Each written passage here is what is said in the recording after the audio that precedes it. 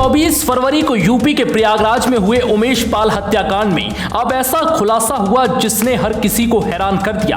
अब तक लग रहा था कि माफिया अतीक ने साबरमती जेल में रहते हुए इस हत्याकांड का प्लान बनाया था और फिर अपने गुर्गों के जरिए इसे अंजाम तक पहुंचाया, लेकिन यह पूरा सच नहीं है। सूत्रों के मुताबिक अतीक इस हत्याकांड का मास्टरमाइंड हो सकता है, लेकिन इसे अंजाम तक पहुंचाने की जिम्मेदारी अतीक की पत्नी शाइस्ता परवीन की थी।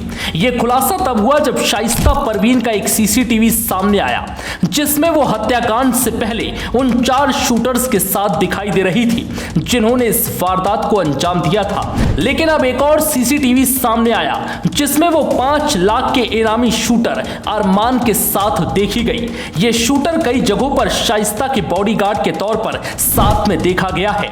ऐसा दावा किया जा रहा है कि इस पूरे खेल के पीछे शाइस्ता परवीन का ही दिमाग था कि कैसे इस वारदात को अंजाम देना है और कैसे फरार होना है। यहां तक कि वारदात के बाद कौन कहां छिपेगा, इसके पीछे भी शाइस्ता का ही दिमाग होने का दावा है। अब इस खुलासे के बाद पुलिस भी हैरान है।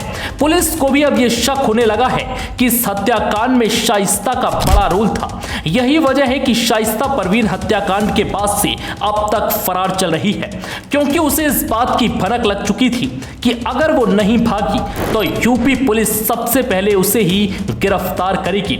इस मामले में अतीक का तीसरा बेटा असद और 5 शूटर फरार चल रहे हैं। इस हत्याकांड में असद भी शामिल था जिसने उमेश पाल पर गोली चलाई थी। फरार चल रहे शूटरों पर 5 लाख का इनाम है। करीब 1 महीने होने वाले हैं, लेकिन पुलिस इन 5 शूटरों तक पहुंचने में नाकाम साबित रही है। बता दें कि अतीक की पत्नी शाइस्ता परवीन पर भी 50,000 रुपए का इनाम घोषित किया गया है। इस हत्याकांड के बाद से जहां सीएम योगी काफी सख्त दिखाई दे रहे हैं, तो वहीं पुलिस का रवैया उतना ही ढीला।